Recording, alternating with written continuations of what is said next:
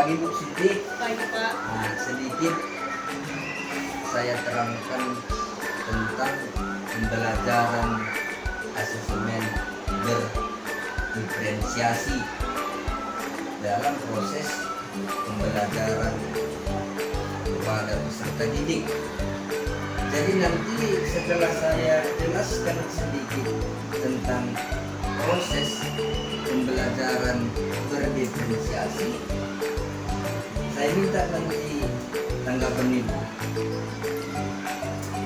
Pembelajaran berdiferensiasi merupakan pendekatan pengajaran menyesuaikan proses belajar mengajar dengan berbagai kebutuhan siswa.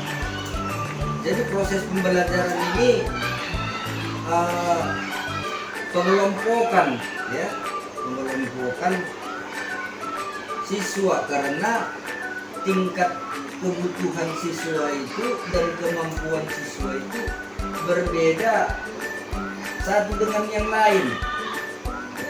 Di dalam proses berdiferensiasi ini ada 3 aspek pendekatan pengajaran terhadap siswa, yang mana itu proses pembelajaran konten,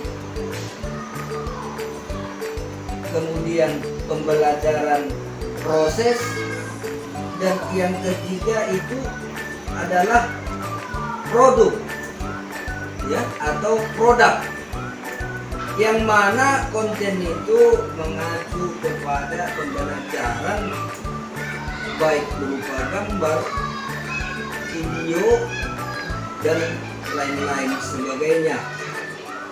Sedangkan proses di sini, kalau di dalam proses ini guru berusaha membuat metode pembelajaran kepada siswa berdasarkan tingkat kemampuannya, dalam arti disitulah terjadi pengelompokan karena berbeda tingkat kemampuan dan kebutuhannya. Kemudian produk atau produk di situ menyangkut kepada berbagai macam bentuk penilaian terhadap siswa berdasarkan tingkat kemampuannya. Itulah Bu sedikit penjelasan tentang proses pembelajaran berdiferensiasi. Jadi tanggapan Ibu nanti ya.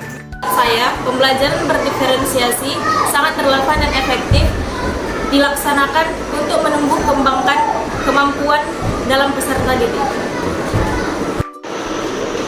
Ini Pak, kami sedang mengikuti kuliahan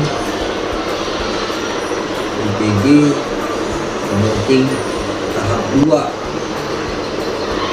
Jadi saya sudah membuat jurnal pembelajaran mengenai prinsip pengajaran dan asesmen umum berdiferensiasi. Jadi Pak, pembelajaran berdiferensiasi itu merupakan pendekatan pengajaran yang menyesuaikan proses belajar mengajar dengan berbagai kebutuhan peserta didik.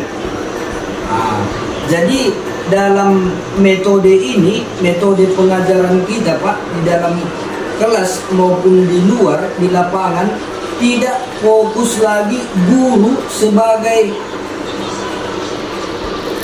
istilahnya pemberi materi pada anak-anak. Karena jelas di sini dikatakan bahwa proses berdiferensiasi memiliki 3 aspek pendekatan pada peserta didik. Aspek tersebut aspek konten, proses, dan produk. Yang mana kalau konten tersebut materinya, pelajarannya disesuaikan dengan tingkat kemampuan siswa, tidak merata gitu Pak, tidak merata karena berbeda-beda tingkat kemampuan satu siswa dengan siswa yang lain. Kemudian ada aspek proses, yang mana pada aspek proses ini bagaimana cara siswa mempelajari materi tersebut. Nah, jadi di situ kita guru harus juga terampil, ya, harus mengetahui bagaimana tingkat kemampuan siswa kita itu, bagaimana cara kita memberikan materi tersebut kepada siswa. Kemudian aspek produk.